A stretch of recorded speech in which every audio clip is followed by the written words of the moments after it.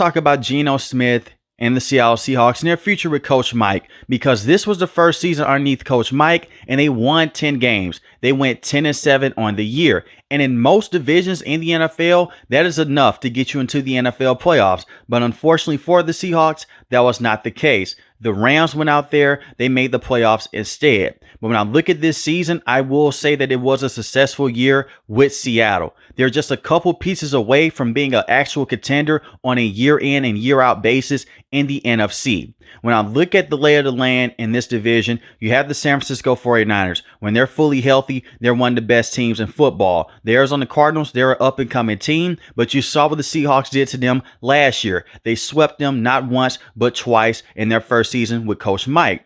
Not only that, you did split with the Los Angeles Rams. You beat their backups in the last game of the regular season, but in the other game that you lost in the first encounter, you lost in overtime against the Rams. I want to start off with the offense before I get into the defense. You had Ryan Grubb as the offensive coordinator. He's the former offensive coach for Washington. He was a very good coach with Washington. He helped develop Michael Penix Jr., Rome Odunze, Jalen Polk, but it was a very pass-heavy system at Washington. He comes over to the pros, replicates the same type of system, and it doesn't work out. For one, Geno Smith did not have his best year this year, and he is up for a contract extension. Geno Smith this year was fourth in passing yards, 4,320 passing yards on the year, 21 passing touchdowns to 15 interceptions. Those are not good numbers for Geno Smith, but we have to go beneath the surface here. You see, in the last couple of years since Geno Smith has been a starter, he hasn't been a top 5 quarterback, but he has been a very good quarterback, and he's had a lot of great moments. Hell, he had a good moment this year against the 49ers when he ran to the end zone for the game-winning touchdown. The problem with the Seahawks early on, their offensive line was beat up, especially on the right side, because Abraham Lucas was still recovering from a knee injury that he suffered the year before, and he missed majority of that season. That's why they had to bring in Jason Peters, who is an aging tackle, and he is not the same tackle that he was 5 to 6 years ago. But you brought in a veteran to help try to balance out this offensive line, and you ran into those same problems this year. Ryan Grubb wanted to make this team a pass-heavy team, because you look at Jackson Smith-Njigba, DK Metcalf, Tyler Lockett, Noah Fant at the tight end position. But that is not how the pros work. You have to play complementary football. And in order for you to beat elite level competition in this league, you have to run the football with Zach Charbonnet and Kenneth Walker III. It was a lot of games this year that made me scratch my head and say, why is Geno Smith throwing the football that much in a matchup against the Detroit Lions? He had 56 pass attempts. Granted, early on in that matchup, they were in the shootout with the Lions, but they lost that game on Monday Night Football. Geno Smith also had 43 pass attempts against the Minnesota Vikings, and he did have 40 pass attempts against the New York Giants. They lost that matchup because the field goal attempt, it was blocked, and the Giants ran it back for a touchdown. So they lost that game 29-20. And early on in the year against the New England Patriots, they won that game in overtime, but he had 44 pass attempts on the day. Shane Waldron was not a good offensive coordinator, especially his last year with the Seahawks. But the one thing that he did get right was running the football in key situations with Kenneth Walker III and Zach Charbonnet, and working off of play action with Geno. And that's the best way to use Geno Smith. Geno Smith is going to be the quarterback with the Seahawks for at least the next 2 to 3 years while they figure out that situation behind him. Geno Smith is more than good enough to go out there and get you to the playoffs. If you don't believe me, he got this team to the playoffs a few years ago. Yes, they went one and done in the playoffs, but Geno Smith, he's not a bad quarterback, and he was not the sole reason to why this team missed the playoffs this year. When I look at the offensive line, they need to address this offensive line. They've had offensive line problems in the last 7 to 8 years, it seems like. Even dating back to when Russell Wilson was in his prime, yes, he would hold on to the football for a very long time. They still dealt with offensive line issues. They need to fix this line. You have Abraham Lucas. I really like him as a right tackle, but can he stay healthy enough? This is back-to-back years now. He's dealing with a knee injury. He's dealing with a stomach injury. Can he go out there? Can he be your long-term tackle? I don't believe so. As a starting tackle, he is good. It's just the injuries. You have Charles Cross on the left side of the field. He's going to be okay. But go out there into free agency, try to bring in another tackle to help out this offensive line and try to fix the interior of this offensive line so you can run the football more effectively with Kenneth Walker III, Zach Charbonnet, and so Geno Smith has more time in the pocket. Geno Smith missed a game this year because of the injuries that he was suffering because of how bad this offensive line was this year. So in order for them to go out there and hit their full potential with Coach Mike, I look at the general manager here. You can't neglect the offensive line. Go out there, put pieces into this position group, and you should be okay. And have a good rotation of players that can come in just in case Abraham Lucas is to go down. Easier said than done, but some of the best general managers have done this in the last 4 to 5 years, and there is no reason why the Seahawks cannot do this with their position also. When I look at the running backs, Kenneth Walker III, I am worried about him. I don't think that you can get him the football 25 to 30 times a game. But that shouldn't be the case because you have Zach Charbonnet who can come in and be that change of pace back, and you have Kenny McIntosh. Kenneth Walker III is the best running back that they have. This year, he averaged 4 yards a carry, 573 rushing yards, 7 rushing touchdowns. He is just dealing with a lot of injuries. He's not a true bell cow running back, but that's why you have Kenny McIntosh. That's why you have Zach Charbonnet. More so Zach Charbonnet than Kenny McIntosh that could come in for a couple of games and can be that very good relief running back that you're looking for. So you have good skill position players with your quarterback, with your wide receivers especially. And you're bringing over a brand new offensive coordinator that I forgot to mention earlier in this video. They fired Ryan Grubb. Coach Mike did that. He is back in college with Alabama. I wish him the best. Your brand new offensive coordinator is Clint Kubiak, who did a solid job this year with the New Orleans Saints. Granted, the New Orleans Saints did not have the best year this year, but they were dealing with a lot of injuries. You saw what he was able to do with Chris Olave, Rashid Shaheed, and Derek Carr, and Alvin Kamara when they were fully healthy. So as long as you have a healthy roster, Clint Kubiak can be one of the brightest offensive minds that we have seen in the last few years at the offensive coordinator position. And it's a lot of weapons for him to play with. DK Metcalf, I don't see them trading DK. I see them cutting Tyler Lockett instead, because you cut Tyler Lockett, it saves you $17 million in free agency, and you can restructure that deal and bring him back. I think that's the best way to go with things with Tyler Lockett because he's played his entire career with the Seahawks so far. But when you look at DK Metcalf, who did miss time this year, dealing with a knee injury, 992 receiving yards, 5 receiving touchdowns. He averaged 15 yards a catch. I will say this about DK Metcalf. He's one of the best wide receivers to have, but his temper is going to always be a problem. He'll go out there, he'll get an unnecessary roughness play on the cornerback when things aren't going his way. He took the headset off and yelled at a coach and said, "Hey, give me the football." And I don't blame him, but you can't do that. But you put all that aside, DK Metcalf is a freak and they need to keep him on this roster. Jackson Smith-Njigba, this year, he was their true number 1 guy, and you selected him in the first round a few years back for this reason.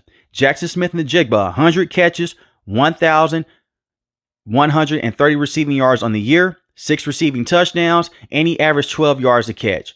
Just a very good player to have inside the slot that can beat you over the top at times, but he's more so of a dirty wide receiver that's going to kill you on the in and out routes. Just a very good route runner. He's already one of the best route runners in the NFL. And you still have Tyler Lockett. Tyler Lockett has regressed, but at the same time, he's a big play wide receiver waiting to happen. 600 receiving yards on the year, 2 receiving touchdowns. I like the offensive formula that they have with the pieces. All Clint Kubiak has to do is integrate a true run system around Geno Smith, take some pressure off of him, and you should be fine. Geno Smith should not be averaging 34 pass attempts a game. And within the first 7 games of the year, he was averaging 42 pass attempts a game. That is not going to get it done. Even if you do have Patrick Mahomes, a Jared Goff, or Josh Allen, or a Lamar Jackson, the more times you put the football through the air, you're just asking for an interception to happen. That's just how the NFL works. So now look at Geno Smith, and he is not in the same conversation with those quarterbacks. He's good enough. Give him a 2 to 3 year extension, and you should be okay with Geno being your quarterback for the next 2 to 3 years. Far as a backup plan, Sam Howell, I don't believe that he's going to be your guy. He came in, and we got to see him play against the Packers. He just didn't look good. And you saw what happened his rookie year. He came in one game with the Washington Commanders. He defeated the Dallas Cowboys. And then his sophomore year, just terrible coaching with Eric Bieniemy, a terrible offensive line. He was the most sacked quarterback in the league. I believe that the Commanders at that time, with that ownership, they did a lot of damage with this kid. And I think it's irreversible. He just throws a bunch of dumb interceptions, and he's just too shy inside the pocket to where he doesn't trust himself. I think that you can draft a guy like Will Howard or Jackson Dart in the second or third round. They could be your backup plan. But right now, you push all your chips in on Geno Smith. You fix his offense with Clint Kubiak, and you should be okay. Far as this defense, because this defense took a complete 180 compared to over the last 5 to 6 years with Pete Carroll. You may ask yourself, why did they move on from Pete Carroll? Pete Carroll still had more left in the tank. He's now the brand new head coach with the Las Vegas Raiders. That is true. At the same time, it was time to move on from Pete Carroll. I'm going to tell you why. Pete Carroll wanted to go out there and recreate the Legion of Boom defense. You can't do that. That's a once-in-a-generational type of deal. With the players that he had, with Richard Sherman, Bobby Wagner, and those defensive players up front and on the back end. You look at the players that he has helped drafted. Tariq Woolen, Devin Witherspoon, very good players on the back end. But the one thing the Seahawks have not been able to do in the last 5 years consistently is stop the run. And you look at the coaches in this division. You have Coach Shanahan. He loves to run the football. Even before Christian McCaffrey came to the 49ers. They have Raheem Mostert, who was going out there running the football at a high clip. You look at Jonathan Gannon with the Arizona Cardinals. He's an aggressive head coach. They have a top-tier running back in James Conner as a power back. They're going to run the football at a high clip. The Los Angeles Rams, don't get it mistaken. Just because they have Cooper Kupp and Puka Nacua, they still like to run the football. Kyron Williams has given this organization a lot of problems. And the problem the Seahawks have ran into, they can't stop the running backs going laterally. So you bring in the coach and Coach MacDonald, who has been phenomenal with the Baltimore Ravens. And the first thing that he does is comes in and he prioritizes stopping the run. They were 16th in rushing defense, and they were 11th in passing defense this year. I expect when he goes out there and he brings in more defensive players that he likes that can work in his system, this defense is going to get better. The Seahawks will have a top-tier defense within the next year or two dealing with Coach Mike, and I can promise you that. We saw that with the Baltimore Ravens. We saw the Ravens with him. They had a top passing defense. The year after, they were in the bottom of the league. They had a lot of communication issues. They didn't have those issues when Coach Mike was there as their DC. But to look at the defense with the Seahawks before I get into their secondary, their front seven, they have a lot of talent. Derek Hall this year was their best pass rusher. 8 sacks on the year, 2 forced fumbles. Uchenna Nwosu missed a lot of time. I remember a couple years ago, him and Darrell Taylor, they both led the team in sacks of 9.5. I think that Uchenna Nwosu at this point is just a good rotational pass rusher. Do not be surprised if they let him go and they let him go to a different team. Because I look at Derek Hall, there is something special with him coming off the edge. You also have Jaron Reed, who's a very good run stopper, who can put a lot of pressure on the quarterback at times. 4.5 sacks, 1 forced fumble. You have Byron Murphy, who you selected in the first round. The problem with Byron Murphy, he missed a lot of time this year, but when he was on the field, he was one of their best defensive players. He's amazing at stopping the run and pushing the pocket, and he eats up a lot of double teams. That frees up space for guys like Derek Hall to come off the edge and give the quarterbacks a lot of problems. He could play defensive end, and he could play defensive tackle. And you had Leonard Williams, 11 sacks on the year, 1 interception that went for a pick 6. He was easily their best defensive lineman. So now look at the front 7, essentially their front 4. They're already getting better at getting to the quarterback, stopping the run. That's the one thing with Pete Carroll. That was his Achilles heel over the last few years. And with Coach Clint, who was their former defensive coordinator, he was just terrible. When I look at the linebacking core, they struggled here. They struggled immensely at the linebacker position until they made a trade to bring in Ernest Jones. Ernest Jones is a former linebacker for the Los Angeles Rams. He was a very good tackle machine over there. Then they traded him to the Tennessee Titans. Unfortunately, things were not able to work out with the Titans. They let him go to the Seattle Seahawks. And the linebacking core looked 100% better. They should bring this kid back and bring some more pieces around him. I'm not saying that he's a top 5 linebacker to have, but he does everything so well. Stop the run, guard tight ends in space, guard running backs. He's not the flashiest linebacker. When you think of top tier linebackers in the interior, you think of Fred Warner. You think of another very good linebacker that can go out there and give you a lot of coverage ability in terms of just going out there and stopping the run and getting to quarterbacks. You think of Roquan Smith with the Baltimore Ravens, who was a former player with Coach Mike when he's the defensive coordinator with the Ravens. Those are the type of linebackers that you think of. You really don't think of Ernest Jones, but he's just a solid player. And he plays his assignments very well. You need players like this. You don't always need a guy to go out there and run a 4-3 or a 4-4 at the linebacker position. You don't need a guy to just always go out there and just put pressure on the quarterback. As long as he can go out there and get the guys to the right assignments and get them into the right adjustments, and when he has a green dot in his helmet, you will be fine. And for the ones that are asking, what is the green dot on your helmet? You have communication with the defensive coordinator or the head coach in this case to line up in the right adjustment patterns. And we've seen this with the Baltimore Ravens in the past. So now look at Ernest Jones, bring him back. 77 solo tackles on the year. He also had 1 forced fumble, 1 interception, and he was essential against the Arizona Cardinals, not once, but twice this year. And speaking of those 2 football games, Ernest Jones popped off film, and also did Leonard Williams. But it was more than just those 2 defensive players. You also had Devin Witherspoon, who went out there and acted like a madman all season long. He's not going to have the high interception numbers. You may never see him have 4 or 5 interceptions in the year, but he's a very good defensive back because he could tackle in space, you can blitz him off the edge, and he can cover your number 1 wide receiver. But what makes this case so special for the Seahawks, they have 2 number 1 corners, Devin Witherspoon and Tariq Woolen. Tariq Woolen this year was a top-graded cornerback in man-to-man coverage. He was phenomenal. He did deal with some injuries, but 1 forced fumble, 3 interceptions, 14 pass deflections, and it's hard to go out there and test a cornerback out that is 6'4" and that can keep up with wide receivers like Tyreek Hill in space. That's a potential that this kid has. And we saw him have some great years with Pete Carroll, but the way that Coach Mike is able to move him around in the secondary, expect for him to be a top cornerback for years to come. The duo that they have on the back end with Devin Witherspoon, Tariq Woolen, is phenomenal. And when I look at the safety position, the safeties have been the Achilles heel for the Seahawks also. Now, Julian Love last year, in his last season with Pete Carroll, he was their best cover safety by far because you had Quandre Diggs, you had Jamal Adams. For the life of me, I don't understand why Pete Carroll was insisting on putting Jamal Adams as a single high safety. That will always go down as one of the most bizarre trades I've ever seen. With the New York Jets, Jamal Adams, he was a very good player, because they played him close to the line of scrimmage. He comes over to the Seahawks and they traded him for some first-round picks. They wanted to use him as a single high safety similar to a Earl Thomas. It never worked out. And when they put him close to the line of scrimmage, he couldn't guard tight ends. Part of that is because of all the injuries that he has suffered in the last 2 to 3 years, but he was a terrible football player. And I look at Jamal Adams right now, he could be a solid backup safety, but as a starter, doesn't have a place in this league. Just my opinion. But I look at their safeties now.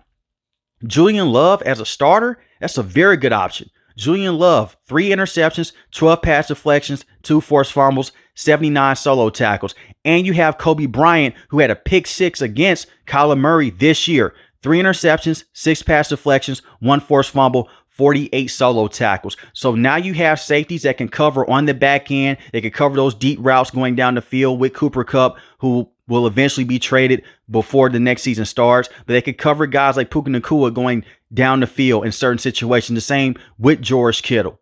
So you need a defense in this division because you have Brock Purdy, George Kittle, Christian McCaffrey, Deebo Samuel, and Brandon Ayuk to all worry about. You have the Arizona Cardinals with Marvin Harrison Jr., Trey McBride, Kyler Murray, James Conner. You have to worry about the Arizona Cardinals, the San Francisco 49ers. Put those guys in that conversation. Then you have to worry about the Los Angeles Rams. Matthew Stafford is getting older, but he's aging like fine wine. He is still a top quarterback in this league. You have to worry about Puka Nacua, DeMarcus Robinson, Tutu Atwell, and their tight ends that they move around, and Kyron Williams. So this is a stacked division. That's the one thing that is working against the Seahawks. If they were in any other division, you could say that they would be a main contender in the NFC. But unfortunately for them, they have 3 powerhouses to go against. And I look at the Cardinals, you may not say they're a powerhouse, but they're building something special over there. I will give them their respect with Kyler Murray and crew. It just comes down to Coach Gannon. What can he truly do with that roster in the next year or two? But when I look at the Seahawks right now, they're in the thick of things. They could go out there and potentially win this division. It does suck that they were not able to make the playoffs this year because of 49ers. They had a down year in Geno Smith, and the Seahawks, they came out to a hot start. They were 3-0, and then they lost their next 3 games. I'm telling you, that game against the Giants, when they lost that matchup 29-20, that was so annoying because you lost against one of the worst teams in the NFL, and it's the way that you lost against that team because they blocked your field goal attempt and they ran it back to the house. But you clean up those little things. You bring in a better offensive coordinator in Clint Kubiak. You fix his offensive line. You invest some more money in Geno Smith for the next 2 to 3 years, you should be okay. And the Seahawks should be a contender in this division for years to come with their head coach. But let me know in the comment section below, how do you guys feel about the Seattle Seahawks moving forward with Coach Mike? And are they better off by letting Geno Smith walk or bringing him back? If you're new to the channel, hit the subscribe button. If you like the video, hit the like button. Most importantly, when each and every last one of you guys stay safe, stay positive. Thanks for the video, guys. God bless. Peace.